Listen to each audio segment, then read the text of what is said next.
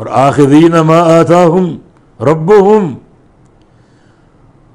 اس حال میں کہ پکڑنے والے ہوں گے، لینے والے ہوں گے کیا چیز؟ ما آتاہم ربہم، جو ان کا رب ان کو دے گا اور عطا فرمائے گا.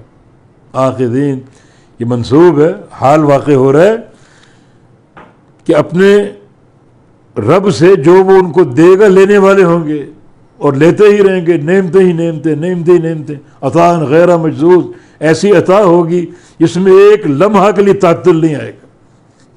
رب تعالیٰ سے ان کو ملتا رہے گا، ملتا رہے گا.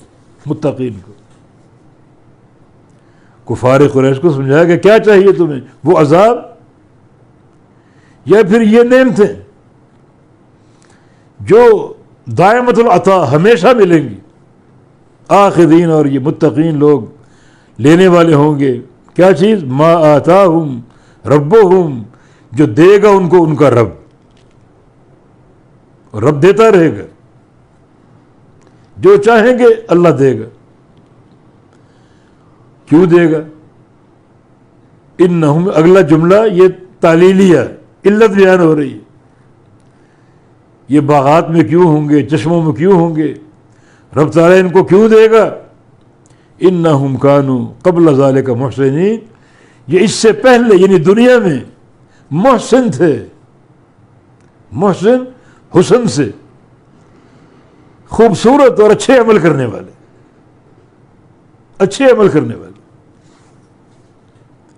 تو ان کو یہ جو مقام ملا اچھے عمل کی بنا پر ملا. محسن، خوبصورت عمل کرنے والے، اچھے عمل کرنے والے.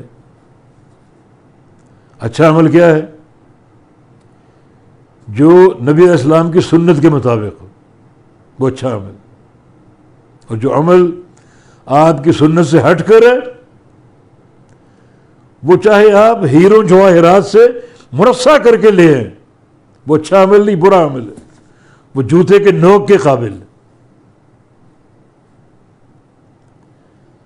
تو یہ سب کچھ کیوں مل رہا ہے؟ یہ محسن تھے.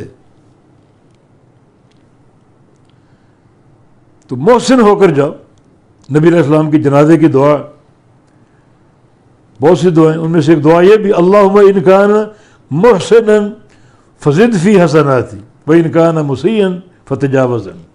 یا اللہ، یہ بندہ جو فوت ہو چکا اگر یہ محسن تھا تو اس کی نیکیوں میں برکتیں ڈال دے اور بڑھا دے، اجر بڑھا دے بے تحاشا. اور اگر یہ برے عمل کرنے والا تھا تو یا اللہ اس کو معاف فرما دے. بڑی کارآمد اور بڑی قیمتی دعا. محسن تھا تو نیکیاں اور بڑھا دے، اجر اور بڑھا دے. اور اگر برے عمل کرنے والا تھا تو اس کو بخش دے، اس کو معاف کر دے.